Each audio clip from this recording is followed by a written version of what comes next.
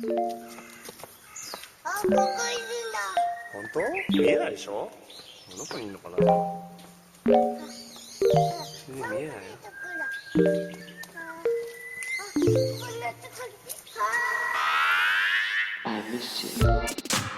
What's good, Internet? It is Austin Walker. I'm coming to you live from the Brick House. It is January 9th. That adds up. I think that adds up. People in this room were nodding at me. Do we have to do math to figure that part out? Okay, it was the 6th on Friday, plus it's 9. January 9th, joining me, Patrick Klepek, on this beautiful January 9th. It snowed a lot. Did it? Oh, really? What does a lot mean? No, it didn't snow a lot. It snowed enough to, like, ruin the lives of people I care about. That's apocalyptic tones. Well, just like in that it like canceled flights and stuff. Our friend, our coworker Danica was supposed to go home this week, and if you saw on her Twitter account, it has been apocalyptic. She was trying to go to West Coast, right? Which had yes. equally apocalyptic rainstorms, weirdly enough. Right. So it was like East Coast, West Coast beef situation. And so we got storms. You got storms. We got blizzards. Yeah, exactly. Storms all over. So it was one of those situations where it was just bad. It was just not good. And so that's my week has been watching people on the internet be like, man, this weather is not good. The wildest thing for me is like it was freezing today. Not freezing again. You're in Chicago, so I know it's worse there. Exactly. But it was like 15 degrees this morning or something, which isn't like that cold, but it's pretty cold when it was just 40 the other day. And then Thursday, it's supposed to be 61 degrees, which is like whiplash shit. And like, that's not cool weather. Like, pick a direction. Just commit. Yeah, I'm not a big fan of the, I mean, I am, like, I'm a fan of it in the moment of like the random like 40, 50, 60 degree day. It's like I could like go for a run outside or something. My dog is not miserable when it needs to go to the bathroom. Like, there's a lot of great things that happen. But then it's like Absolutely. 2 days later when it's like 6 degrees out and it's beginning to snow again. I'd rather just stayed miserable, like learn to coexist with my awful nature and be upset about it, rather than like getting my spirits up and believing that there might be hope for my future. That tomorrow would be better. Yeah, right. tomorrow is not going to be a better day. It's equally bad. It's going to be. Right. It's going to still be January. This is the thing I thought about recently was like, you know how we think about, okay, so, yeah. You know, like it gets to be the first day of winter is the longest night, right? Like that is the day, that is the point at which the sun sets the earliest. That's correct? Am I wrong about that? I believe that's correct. I'm willing to let you believe it. And so in my head as a kid growing up, I always convinced myself of this narrative that was like, oh, well, today it's pretty dark. It's the darkest it's going to get all year. Yep.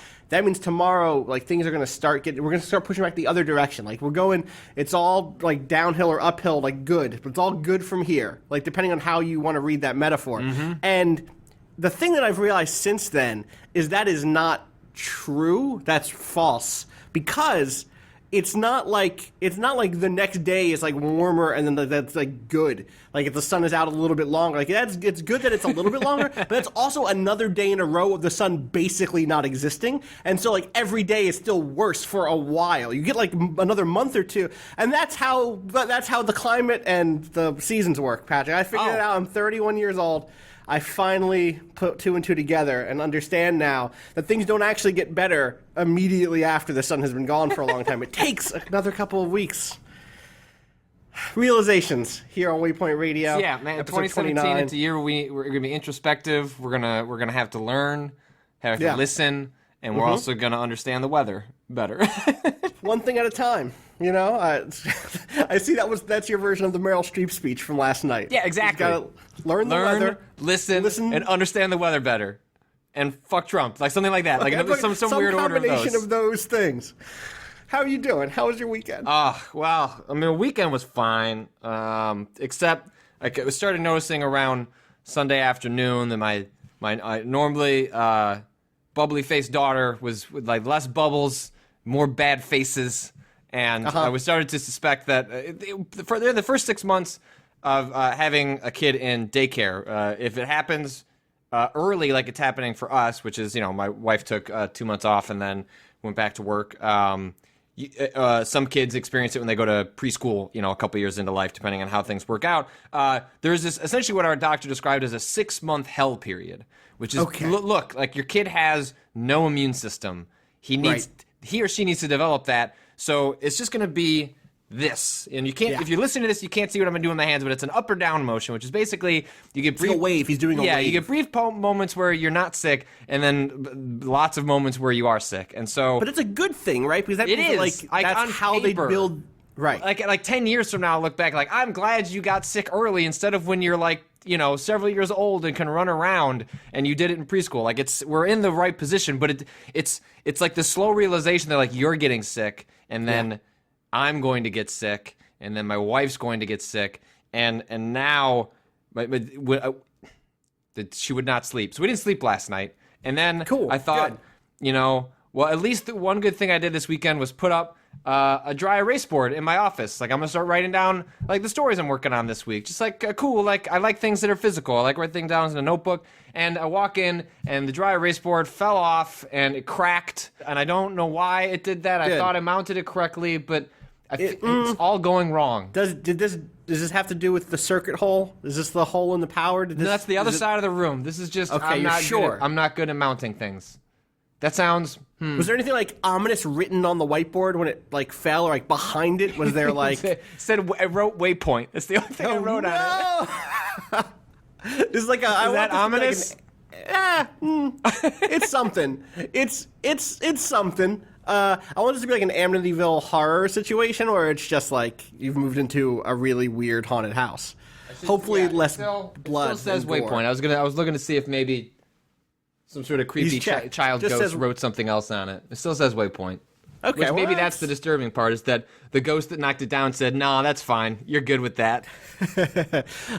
So speaking of being sick, sadly, Danielle Riendeau, our third co-host, is not here today because she is also sick. The winter has taken her from us. She's sick of the winter. Today. She's not actually sick. She just said, "I'm sick of winter. I'm not coming in. I'm done. I don't want to fuck around with this snow bullshit." It's tough to be a person in it is the sometimes. world sometimes. So yeah, that's my message for you today. It's tough being a person sometimes. The winter doesn't make that easier. Cut yourself some slack. Take a day. Listen, I took last week off. I'm recuperated. I'm rejuvenated. Good. You know what I played this weekend? What?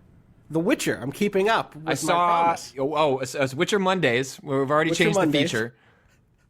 I thought it was Witcher Weekly. It was a Witcher Weekly Wednesdays. Walker's Witcher Wednesdays weekly. Witcher Wednesdays check-in. now on Mondays. Now on Mondays. Yeah. Well, Monday's the new Wednesday.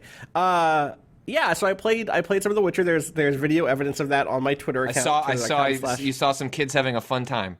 They were sliding around without any animations, which I think means that they are cursed, or at least accursed.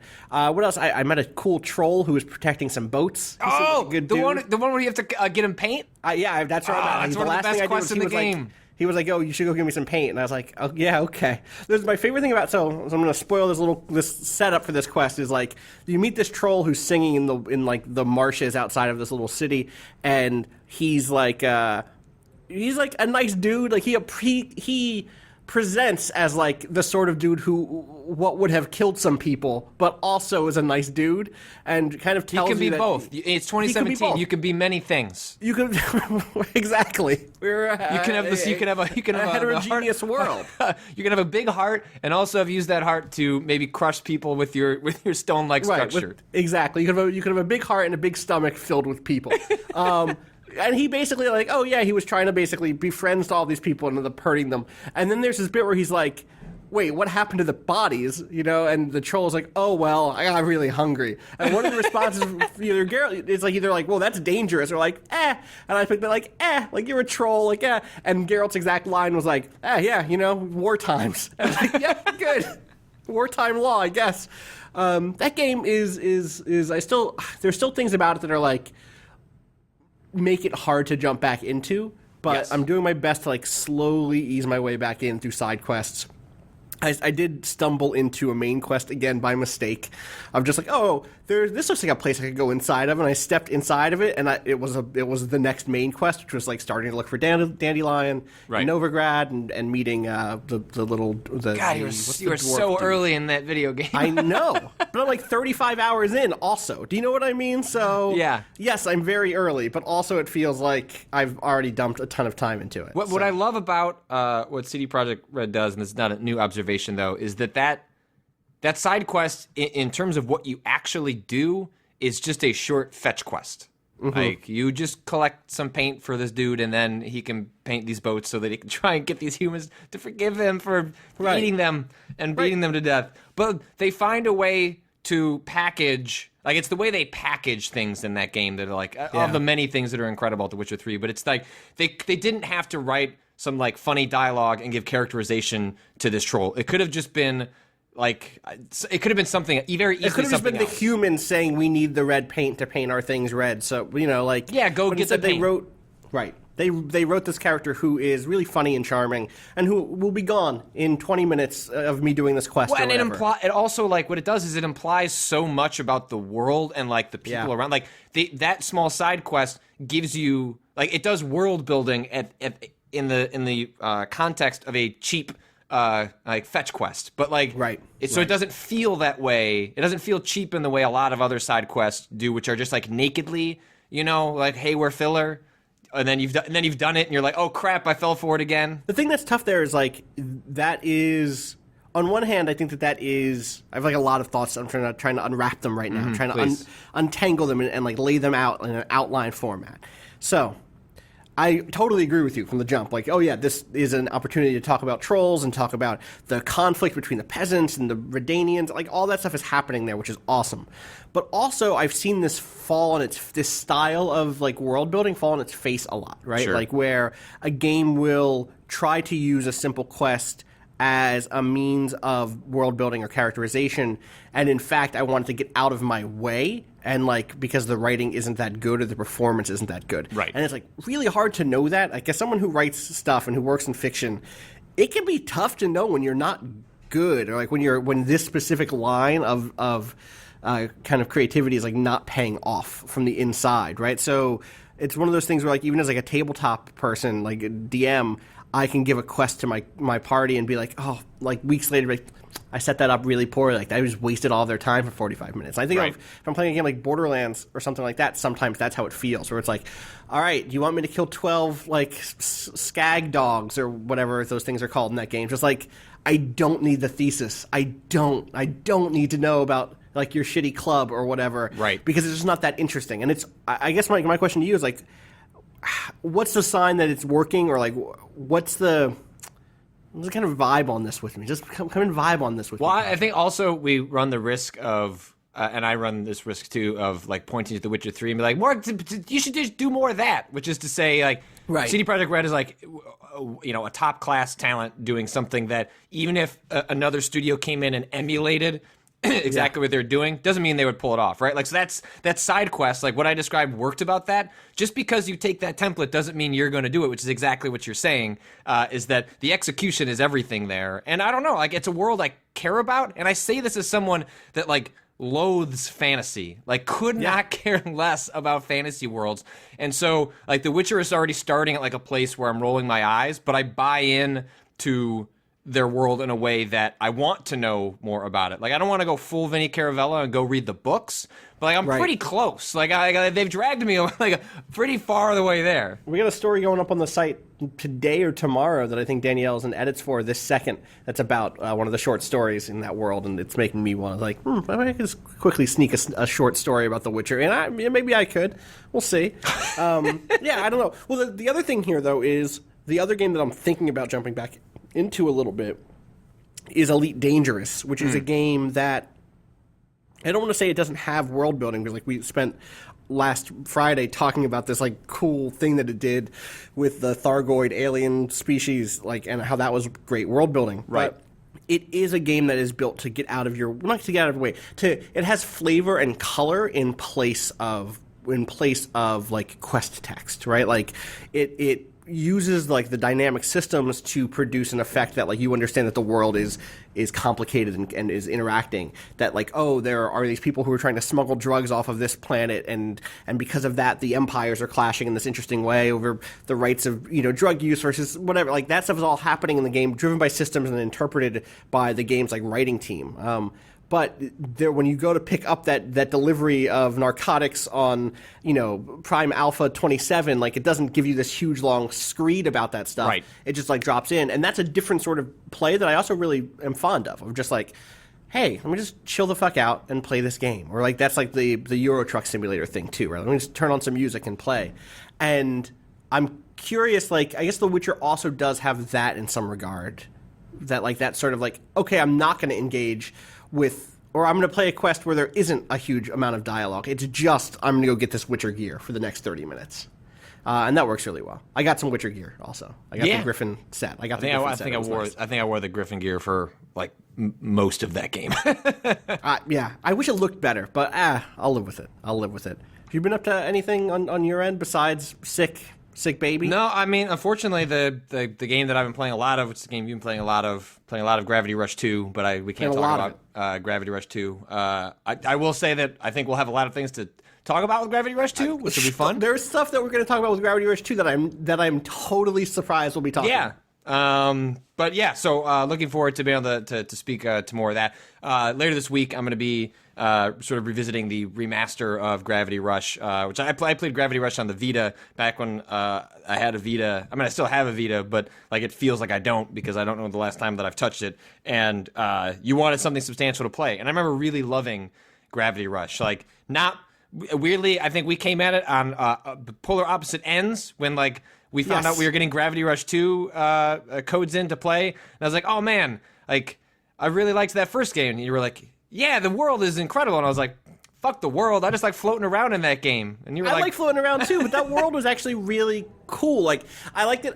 Here's what I like about that game's world. The first game's world. I'm not going to talk about Gravity Rush 2. Yeah. This is not there. That embargo is not up for another day. Is that correct? I don't know. I think even if it's today, I don't know. So let's say not. So the world of Gravity Rush in the game Gravity Rush, aka Gravity Days, DAZE, which is a good name. Yes. Because it also sounds like days, like the amount of days that you would spend, like, is that it takes a really ridiculous premise and then, like, runs with it all the way to be, like, to where even the appearance of people who can shift time and gravity aren't that big of a deal. And at first I hated this about the Gravity Rush world, where, like, why aren't more people obsessed with the fact that I can float everywhere? Like, why is anyone no-selling me? Like, that game, Gravity Rush 1, opens up with you saving this kid from being, like, sucked into a gravity storm and taken away from his family. And then, like, their house gets fucked up in the process, and the dad is, like, losing his shit on you because you didn't save the house, you only saved the kid. It's like, my dude, I just floated in the sky and saved your kid from an evil, like, dark hand of hell. Just cut me some slack here. And also, wasn't that cool? Like, that was pretty dope. Like, look what I did. Yeah. Have you seen that before? And the answer is like the gravity is fucked up. My house floats all the time. I'm on and that is like a really fun thing that, like, because the whole world is so fucked up. Like, yes, people are thankful when you save them sometimes, but mostly, like, that's just a thing that happened. Like, that's just a fact about the world. The way that, like, driving is a fact about our world. So, like, there are roads. Like, I'm really happy that you were a good ambulance driver, but, like, yes, people have cars. Like, I'm going to thank you for saving my life, but not because you floated around or whatever bullshit. And I love that is, like, they take that premise all the way there. You aren't just... It's not just you. The whole world is like that. So I'm excited to talk to you more about Gravity Rush in the future. Yeah. So supposedly someone in the chat says that the embargo is tomorrow. But we'll probably wait a little longer because the game doesn't actually come out till next week, I don't think. So, yeah, I mean, I was trying, like, over my... Because I missed the first... I wrote down the other game. I played a ton of games during the week that we had off. I'm trying to think if there's anything notable. Well, something came out that we wrote about and then never got to talk about. Oh, yeah, that's right. Frog Fractions 2 Frog Fractions 2 came out. It's real. Which we at some point we were approached to learn the secrets of Frog Fractions 2, to sort of know how the ARG was going to end, which I actually like pushed off. Like I kept telling Jim Crawford, the designer, I was like, nah, not yet. He's like, well, we should do an interview because like I don't know when this is all going to end, and you should probably, if you want to get a story together. I was like, just like another 2 weeks. So I kept like pushing him off, and then finally I kind of felt like we turned a corner in the ARG, and I was like, all right, then, because I liked, as much as it is fun to know things, like as I put in my top 10 list for my favorite games of 2016, like the ARG was one of them, and I was only like a minor participatory role in that, and in some ways, consent was not given in me becoming a participant in that ARG, but like covering it, like it became like a game for me, even if I was only just a reporter who was like broadening it out for a larger audience of like what's happening and what's interesting about it. And so that ultimately led to, an actual game, Frog Fractions 2. Well, I guess Glittermitten Grove. And then down, which is funny because when we got access to the game, we didn't ask, or I didn't ask, because I could have, like, it was like, well, because Glittermitten Grove is a base building game, or not base building game? They call it sort of a base building game, like a base building game is fun, like a city builder, or like I played a bunch of Glittermitten Grove just like as a thing by itself. It's so totally it's like that's the thing, like it's not a jokey. It's not a jokey game that Frog Fractions is wrapped in. It's just a legit game. You can just play this for hours. A fairy village in the woods, and I actually think that it's not balanced to be good. It's balanced to let you quickly access Frog Fractions 2 once you know where to look for it, or whatever you want to call that thing. But I think that there are some really cool mechanics in Glittermitten Grove. Like you're building all these like fairy houses in the woods, and like you have to attach them and all of the other buildings you're building to a tree, and like you have to be careful of trees overgrowing and like blocking out the sun, which means that they won't be able to grow fast enough. It's like way more complex smart. than it has any right to be, And for what I understand, like the reason that game even exists is because one of Jim Crawford's friends always wanted to build that game, and so Frog Fractions 2 was his excuse to give him a budget to actually make it, which is just like a super cool aside. That's like a cool thing. So then, like, we're not going to go through like a run by, like a play by play of Frog Fractions 2, right? But like then you get into the meat of that game, and for people who didn't play the first Frog Fractions, Frog Fractions 1 was a Flash game. I believe it was Flash, not HTML5. I'm pretty sure it was Flash, in which it dressed itself up like a learning game, like an old school number muncher style thing, and then very quickly descended or ascended, depending on your perspective, to a state of surrealist comedy where it was playing with playing with genre.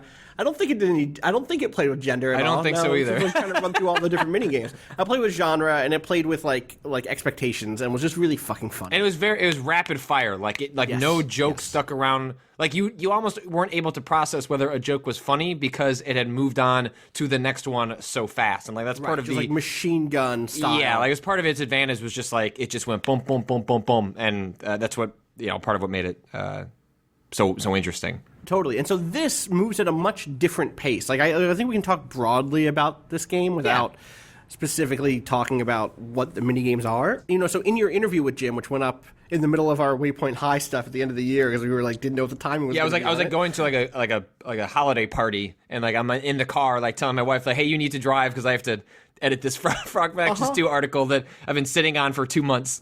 Well, we were like waiting for the story to break to hit publish on that thing because like we don't want to break it with this interview. Like it needs to.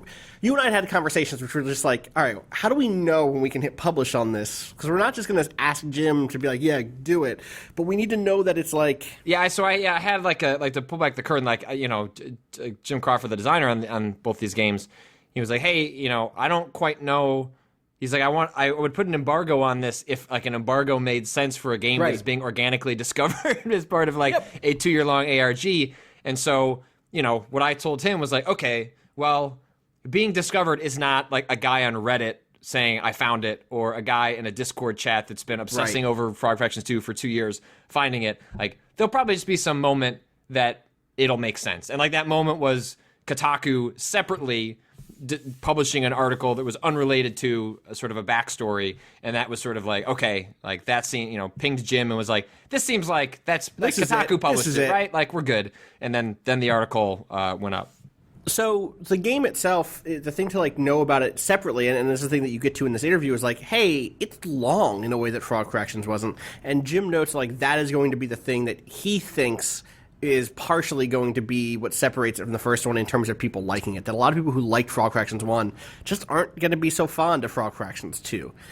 Do you think that held up in your experience? Well, I think it was actually less the length as much as the actual like wrapping of the game. Sure. So I think Jim's fear, or not fear, but like observation was that like he specifically pointed to the Frog Fractions 2 requires like puzzle solving and some semblance of skill.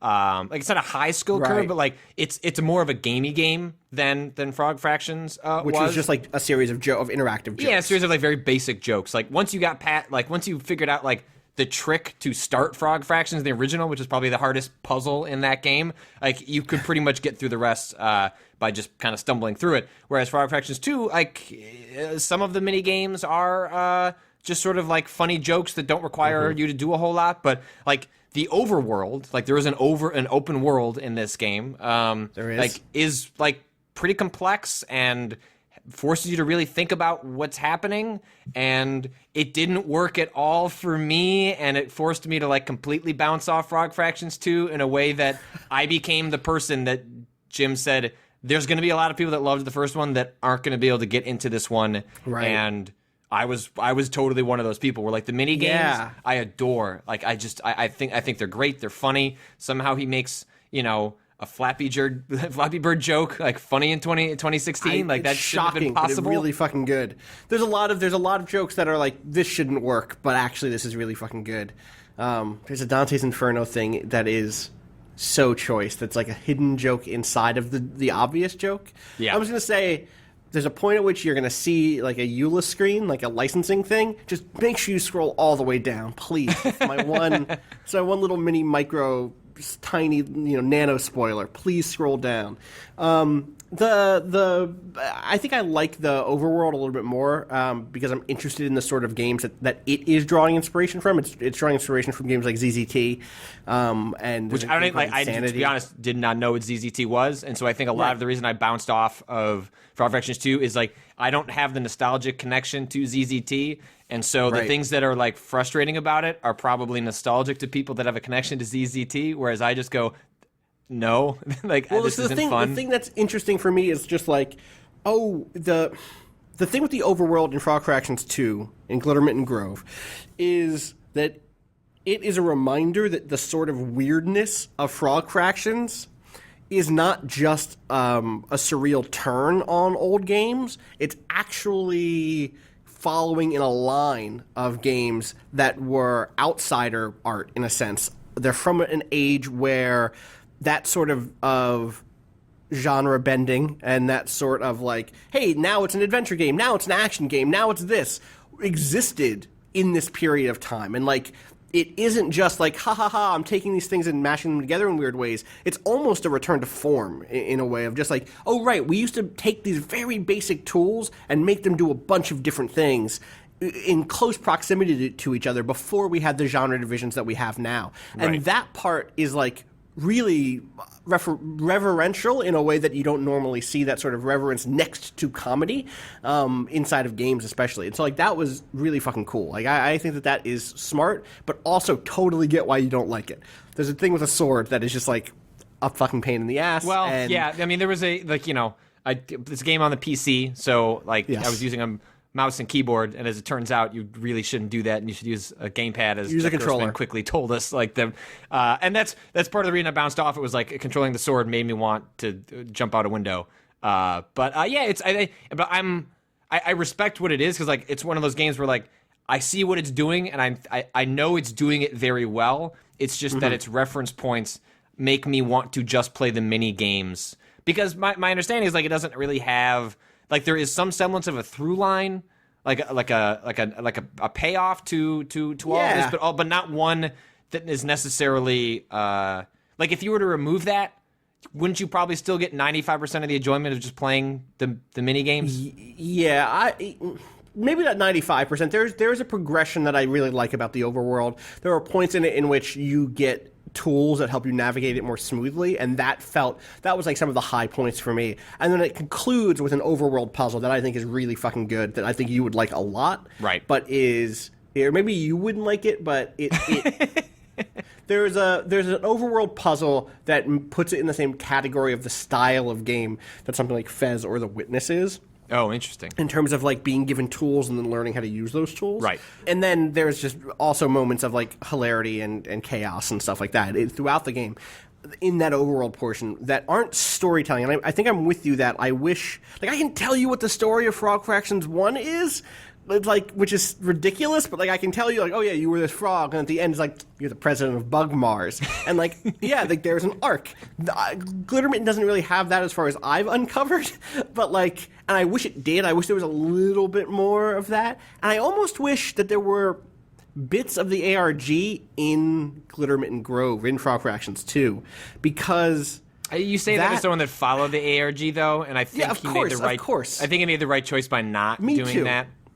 Me too, but it also feels like it's a little bit of a shame to have not figured out how to condense the big picture stuff there into the wrapper, where like there is the resistance, there is the the decay. Like those are all really potent, like fictional ideas, as absurd and hilarious and weird as they were. That like to not have any of that wrapper there feels. Like, I get it, you're right. Like, you don't want to have to make a game that sends somebody that they need to go to a huge, 7,000 word long wiki entry to make sense of. But at the same time, like, The Witcher exists and references, all this short fiction, all this long form fiction that I've never read, and still like, oh yeah, here. But basically, he's a witcher, he goes and does this thing. I think there was stuff in the ARG that was like, but again, the ARG was also kind of put together. It was developed. It was developed independently, yes. like largely outside of Jim Crawford's control. Like he basically just found smart people he trusted and said, "Go do a cool thing."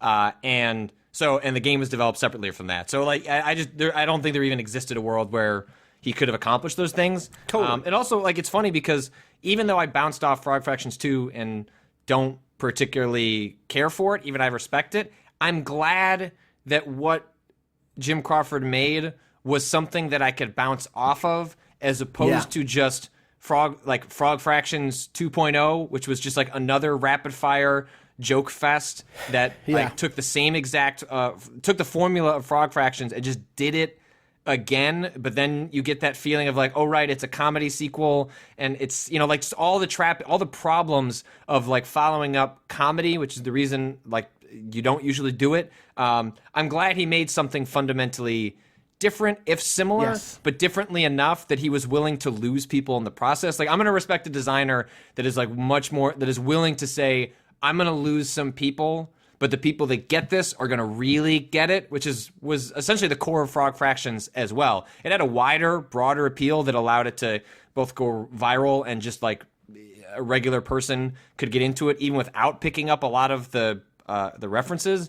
But I totally respect the approach of Frog Fractions 2, which is like, like, I'm going to make the thing I want to make, and if you don't want to come along for the ride, like, it's cool. And, like, I just realized, like, that's just me, and that's fine. Right. The thing that's interesting there, too, is just, like, the Kickstarter for this game was basically, hey, trust me, I'm going to make a thing that I really want to make. And if you like Frog Fractions, like, maybe you'll like it, too. Maybe you won't. Like, just give me some cash and we'll see what we can do. And then the other story there is also just like, and this is something else that you got into in your piece, is like that Kickstarter money only went so far, and that's why this is a game published by Adult Swim, which is maybe the one biggest giveaway of what the game is like, oh right, it looks like it's just like a city builder, like a building sim about fairies, and then also happens to have Sean Baptiste's name from Adult Swim. It says Adult Swim Publishing there. Like, okay, there might be something here. There might be something here. Yeah, so. And Adult Swim is smart. They would try and go into business with Jim Crawford as soon as possible. I would love if they. I don't know what Jim's going to do after this. Or maybe he'll need a break for a while. I guess it depends on how. Like, weirdly enough, like I don't like Frog Fractions 2 is a game that actually needs to sell in a way, and I don't know. We'll see how that all turns out. But I would love it if Adult Swim was just like working with Jim and allowing him, because I don't know if he can do a secret thing a third time. That's probably pretty tough to pull off. I'd like to see him try, I guess, but I'm curious what Jim Crawford does after this. Me too. We'll see. We'll see what happens next. I think it is time to go to the old question bucket. If you have a question, you can send it to I've got questions. @vice.com, gaming@vice.com. You use question or questions in the subject header. You can have other things in there also, but it's like question should be first so that it is picked up by my filter and put into the bucket that says podcast question bucket instead of just into the general muck of all the other emails. 50 plus pages, right? I don't even want to talk about it. I actually spent a lot of time on my emails. I have my Vice emails down to like 200 to 300. That's good. You're in the thousands before, right? Well, no, my overall is still like 6,000 when I look at all of my emails, but just Vice is like 200 or 300. It was like 700 or 800 or something. I have 7 total. 7 total. I don't do inbox 0, but I get really close. It's part of my daily routine. I used to be inbox 0, and I miss it like desperately. I have a lot of folders. Desperately. A lot of folders. So it's like not really 0 because it's like, I'm working on like what, between 5 and 7 stories at any given time. Sure. So I just get that stuff doesn't go in my inbox. That just goes in a different folder. So it's like inbox 0. Anyway, inbox tricks. So, all right, here we go. Okay. Hey, my name is Berkay Deviclu from Rua Label Limited, Istanbul, Turkey. We are printed and woven labels for clothing, apparel, garment, and texture manufacturer and seller in Turkey, and we want to work with you about this matter. How can we sell our products to your company?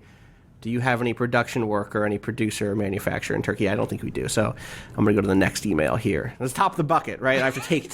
So wait, that's in the bucket? You just copied and pasted that into the bucket? Like you didn't look at it, you just pasted it? No, I just, listen, on Mondays, I just go right to the source. I don't ever put it in the bucket. This is in the this email. Is like, okay, this is from the faucet. I turn on the faucet and the email is coming at me.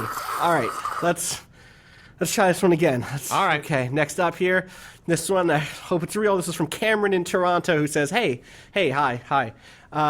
You guys have a platform and a variety of perspectives that often place you above the average player of games as far as your audience is concerned. I don't think we're above, but I understand what you're saying, Cameron. It's easy to forget that y'all are also regular-ass people who have to deal with regular-ass problems with regards to talking about games, just on a bigger scale than on message boards. One of the big problems with talking about games in any context is talking about games you enjoy and how that summons the actually.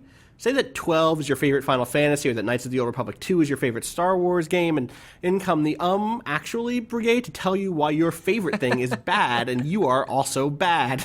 And of course they're wrong and you are so right, but the negativity is tiring.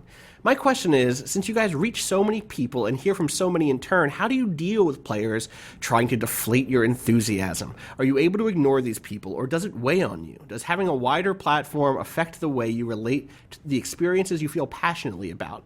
Past that, thank you for all the good podcasting, listening to Danielle, Austin, Patrick, Danica, and whoever else has been added to the regular rotation since I sent in this email. My day makes my day better every single time a new episode is put out. All of you are doing good work, and I'm happier for it. Thank you so much, Cameron. That means a lot. Yeah, Patrick, I'm sure you face this a lot. Yeah. I think, if I broaden that out a little bit to like from just Final Fantasy or anything like that, like, or sharing an opinion and then getting something contrary. I think the thing I struggle with the most is like, whatever, I got 100 and, something thousand followers on Twitter, like I'm sure half of which are robots. But I came from nothing too, right? Like I, didn't have a following. I was just a writer on the internet and just things snowballed in a way that they shouldn't have, but somehow I'm here. But like I've always tried to remember those roots. Like I like connecting with people. Like I like talking with it's part of why I like my job is like talking to, players that are doing extraordinary things or design, like all of that is like rooted in like I like to remember and like talking to people. And so like my mentions can turn into a real, shitstorm. No matter what you're talking about, whether it's politics or anything, like it's just the sheer number of people makes it sometimes hard to keep up with. But I like connecting with those people because, like, that's, like, what I got into this in the first place. And also those people, like, that storm of people are, like, the reason I get to do what I do. Like, I am not ignorant of the fact that, like, a following means, like, I get better considered for jobs and stuff like that because people think, oh, he's doing a good job. People seem to be following him. But it is so easy then to get, despite the fact that I've done this for as long as I have, that I've tried to get used to the idea of like being, you know, some quasi-celebrity in like a tiny corner of the internet. Like I still get hung up on like that one guy, right? Like that one person who like tries to get under your craw, and have not found a way to get past that. And so I think what he's, you know, what the reader is talking about, this yes actually, like that still bothers me. Like, and I have to still kind of pull myself back sometimes in a way that I know I should be above, but it is hard to not. You grew up in these spaces, and so you have that ready. Like, I don't know, I have that ready for a bunch of reasons, but like growing up, whether it was online or in the schoolyard, like all right, if you want to have this, we can have this. Like, we can go on why, you know, Tecmo Super Bowl is better than Tecmo Bowl regular. Like, I'll go to the mat with you on that. And I have to remind myself, like, no, actually, that's not. I need to be the bigger person and not get into like a drag out fight with everybody. And also, that's just like not how I feel anymore. That like, I get why people don't like Dark Souls 2 as much as me, or KOTOR 2 as much as me, or Metal Gear Solid 2 as much as me, or Mass Effect 3 as much. Like, I understand that I have very unpopular opinions about like, a handful of games, and when someone uses me saying that as an opportunity to say, there's two types of questions that come, right? There's one is, I think, maybe misguided but good-hearted, which is, can you explain to me why you like that? And there can be value in that conversation, because anytime someone thoughtfully explains what their taste is can be an opportunity for connection and for understanding the medium and for uncovering something that you didn't see yourself in the work, or even as someone who likes something, having the opportunity to talk about why I like a thing I like can help me find why I like things generally. So that's useful. But there's also the other type of person who says, like, defend that. Tell me, like, not just, hey, can you explain why you like that, but, like, you know, based on what I know about you, you shouldn't like that thing, right? Like, this is the guy who was at a party with me once when I was in college and was like, you know, based on what everybody likes in the Star Wars movies, everyone should love the prequels. Like, everyone just wanted more lightsaber battles. And it's like, is that what we wanted? Like, is that really what? Let's start with the premises here. Homie. I mean, like, seven-year-old me? I didn't, like, sign up. Probably. Right, probably, right. And so, you know, my reactions to these things end up being like one of two things, which is, because I run into so many of those latter, I kind of don't engage in the former either anymore, and that sucks. But it's also just like a time thing. But like, I don't necessarily love. I get a lot of people who just say like, "Hey, have you written about blank? Have you written about why you like Dark Souls 2?" And part of me like wants to never write about why I like Dark Souls 2. Like, I never want to have to write the apologia of my taste.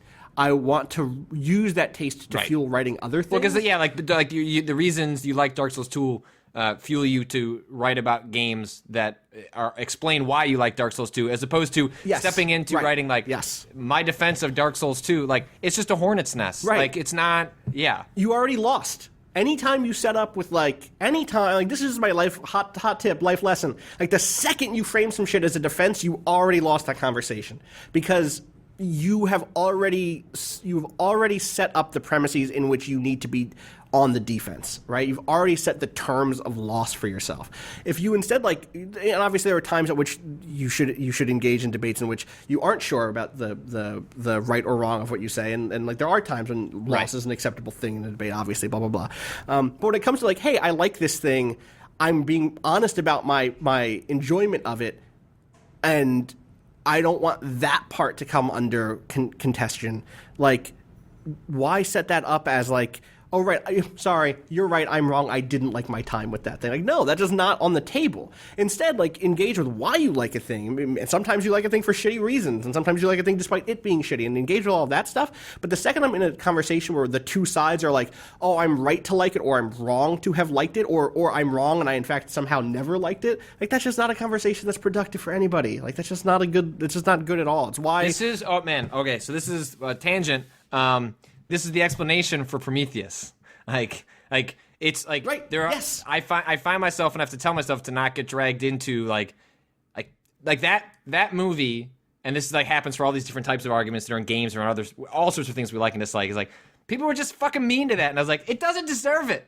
Like, I'm not. It's not the best movie. I don't want to be the guy. But you're forcing me to be the guy because you're being an asshole. Why you gotta be an asshole? Just let me have an okay time. Stop talking about how she was running like straight ahead instead of to the side. She doesn't know. There's a big thing coming for her. That's the thing. That's the thing. Exactly. That's the thing that you're gonna get stuck on.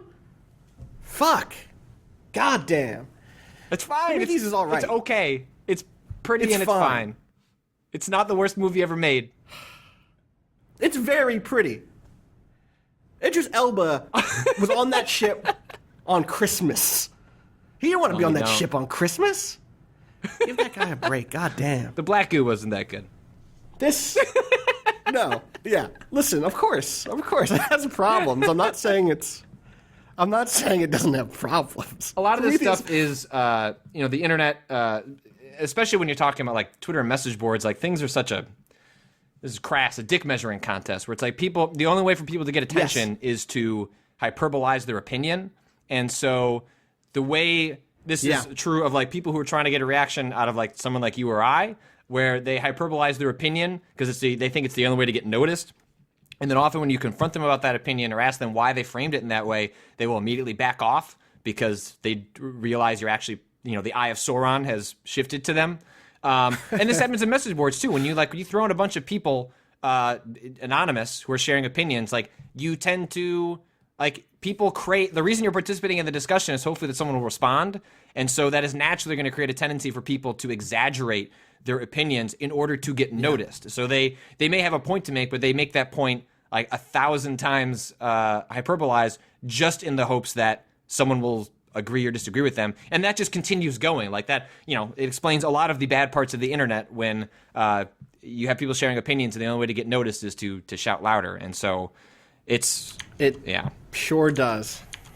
Yeah, well, we could keep going on this, but again, we have this. Stay tuned for our Alien Covenant spoiler cast discussion later this year. Fuck, we should. I mean, we should. I think we should. I think there needs to be a one-off podcast where we talk about Prometheus and Alien Covenant, and we should get this out in the open. And then at the end, we'll talk about Dark Souls 2. We'll just sneak it all out. All of our bad opinions in one podcast. God. Thank you again, Patrick, for being here. Thank you for writing into your question, Connor in Toronto. I'm Austin Walker. You can find me on Twitter at Austin_Walker. Patrick, find me on Twitter you? At Patrick Klepek, and I find me on Facebook at P Klepek. You can find Waypoint on Twitter at Waypoint, Facebook Waypoint Vice, YouTube Waypoint Vice. We're starting to upload more videos up there, so check that out. Patrick has a stream of Let It Die up there now. I'm going to stream that again this week at some point. I'm going to play more Let It Die. Awesome. Nice. We have our stream of The Division Survival going up this week also. All sorts of stuff. Thank you to Tim, our engineer and producer. Thank you to Bowen for letting us use his track Miss You off of the EP Pale Machine. You can go to waypoint.zone/BOEN for more on that. And tune in on Wednesdays. There's a special episode with Steve Gaynor. Talk about Mafia 3. Steve Gaynor, who is one of the designers on Gone Home and Tacoma.